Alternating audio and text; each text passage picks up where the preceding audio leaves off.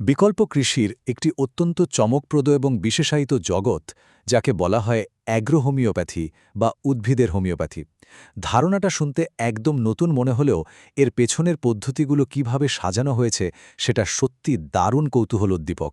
চলুন আজকের এই বিশেষ বিশ্লেষণে আমরা এই বিষয়টির একেবারে গভীরে ডুব দিই। মানুষের চিকিৎসার জন্য হোমিওপ্যাথির নাম তো আমরা সবাই শুনেছি, তাই না? কিন্তু কখনো কি মাথায় এই প্রশ্নটা এসেছে যে উদ্ভিদ জগতের জন্য কি এই ধরনের বিকল্প বা হোমিওপ্যাথিক চিকিৎসা থাকা সম্ভব? আমাদের সাধের বাগান বা ফসলের মাঠে পোকামাকড় দমনেও কি এই পদ্ধতিগুলো কোনো কাজে লাগতে পারে? ঠিক এই কৌতূহল থেকেই আমাদের আজকের এই আলোচনার সূত্রপাত।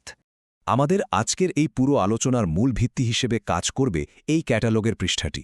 নারায়ণা ভার্ল্যাক থেকে প্রকাশিত এই ক্যাটালগে উদ্ভিদের জন্য বিশেষভাবে তৈরি ২৪টি রেমেডি বা প্রতিকার দিয়ে সাজানো একটি টুলকিটের বিস্তারিত বিবরণ দেওয়া আছে। এটি আসলে আমাদের দেখায় যে কিভাবে এই চমৎকার ধারণাটিকে আস্ত একটা সুনির্দিষ্ট পণ্যের রূপ দেওয়া হয়েছে। আজকের এই বিশ্লেষণে আমরা মূলত ৫টি ধাপে এগোব।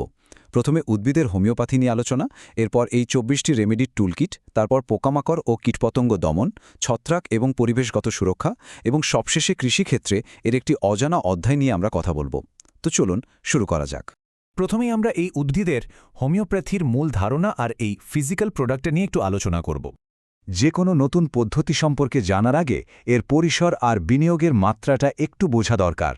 ক্যাটালগে এই বিশেষায়িত টুলকিটটির দাম ধরা হয়েছে €149।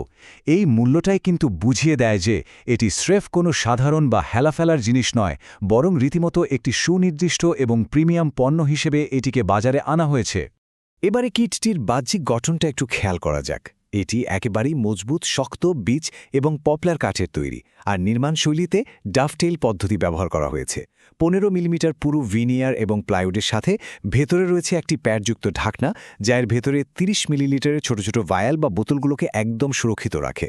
বোঝাই যাচ্ছে এই পরীক্ষামূলক পদ্ধতিটিকে কতটা যত্ন আর গুরুত্বের সাথে প্যাকেজিং করা হয়েছে। তবে এর সবচেয়ে আকর্ষণীয় অংশটা লুকিয়ে আছে এই 6X কথাটির মাঝে। বোতলগুলোর গায়ে এই 6X লেখা থাকার মানে হল এর ভেতরে তরলটিকে কার্যকারিতা বাড়ানোর জন্য একেবারে বিশেষ উপায়ে পোটেন্টাইজড বা শক্তিশালী করা হয়েছে।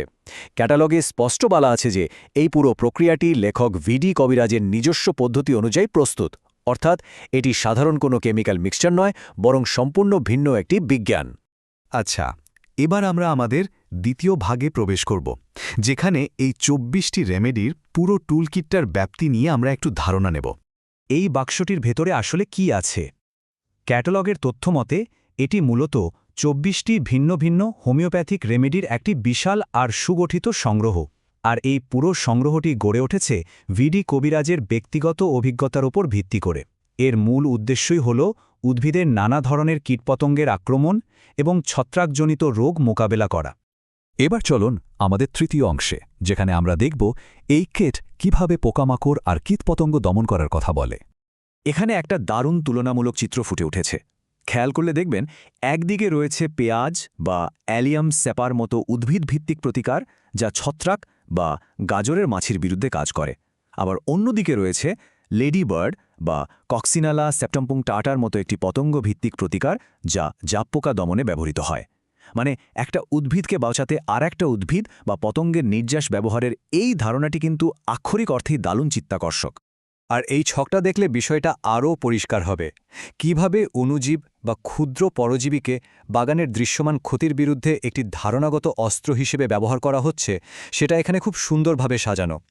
স্পাইডার মাইটের জন্য রবার মাইট, শুয়োপোকার জন্য বম্বেক্স প্রসেসিওনিয়া এবং সাদামাছির জন্য এক ধরনের বিশেষ বোলতা বা এনকারসিয়া ফর্মোসা একেবারে সুনির্দিষ্ট টার্গেট।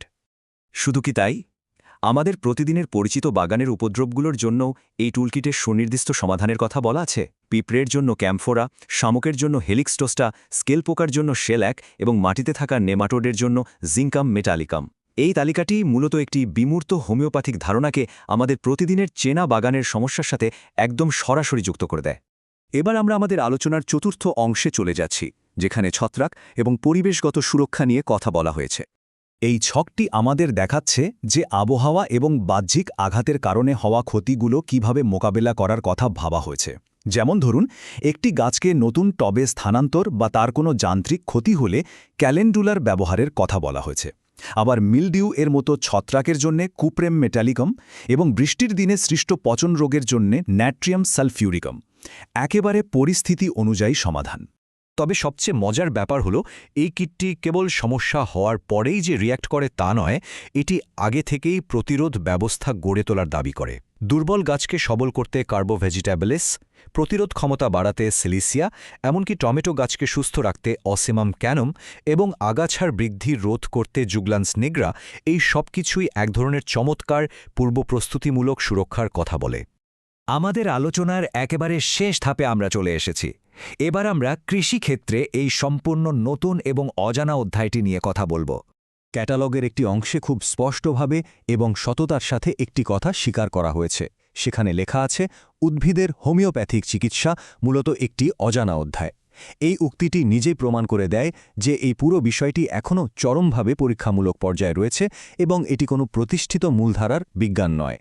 যেহেতু এটি একটি অজানা অধ্যায়, তাই এই ক্ষেত্রটি এখন পর্যন্ত মূলত কিছু নির্দিষ্ট ব্যবহারকারী এবং পথিকৃতদের ওপর নির্ভরশীল। হোমিও প্ল্যান্ট ফোরামের মতো একটি কমিউনিটিতে এই মানুষগুলো তাদের দীর্ঘ অভিজ্ঞতা এবং রিভিউগুলো শেয়ার করেন। সাধারণ কোনো ল্যাব টেস্টের বদলে এই অভিনব পদ্ধতিটি আপাতত ব্যবহারকারীদের সেই ব্যক্তিগত মতামতের ওপর ভিত্তি করেই একটু একটু করে এগিয়ে যাচ্ছে। তো এগ্রো হোমিওপ্যাথির এই পুরো চিত্রটি দেখার পর একটা বড় প্রশ্ন কিন্তু এসেই যায়। ফোরামের এই পথিকৃতরা যখন প্রতিনিয়ত তাদের পরীক্ষামূলক অভিজ্ঞতাগুলো নথিভুক্ত করে চলেছেন, তখন আগামী দিনে কৃষি চিকিৎসায় এই ধরনের পরীক্ষামূলক পদ্ধতিগুলোর ভবিষ্যৎ আসলে কেমন হবে? এগুলো কি একসময় মূলধারার কৃষির বড় অংশ হয়ে উঠবে, নাকি কেবল একটি ছোট্ট গণ্ডিতেই সীমাবদ্ধ থেকে যাবে? এই চমৎকার ভাবনার জায়গাটি উন্মুক্ত রেখেই আমাদের আজকের এই বিশ্লেষণটি এখানেই শেষ করছি।